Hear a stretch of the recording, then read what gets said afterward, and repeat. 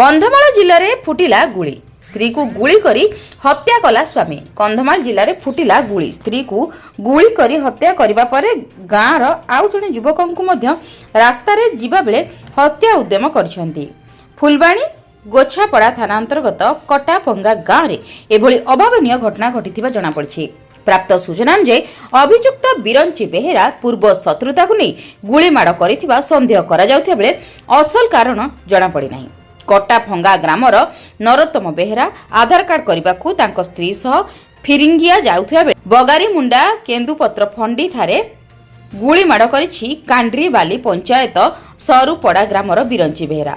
नरोत्तमर गोड़ और देहरे बाजिछि गुली। नरोत्तम को संगे संगे गोछापड़ा मेडिकल रे भर्ती करा जायछि। अन्यपटे बिरंची सेठारु निज घर को जाई स्त्री लीलिमा बेहेरा को गुली करी हत्या करिछि। पुलिस शव जबत करी गुरुतर नरोत्तम को प्रथम गोछापड़ा मेडिकल रे प्राथमिक चिकित्सा पर फुलबाणी मुख्य चिकित्सालय को स्थानांतरित करिछि। गुली करथिबा बिरंची को पुलिस अटक रखिबा सह बंदूक जबत करिछि।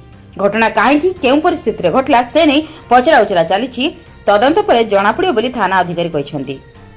ब्यूरो रिपोर्ट जन अधिकार लाइव।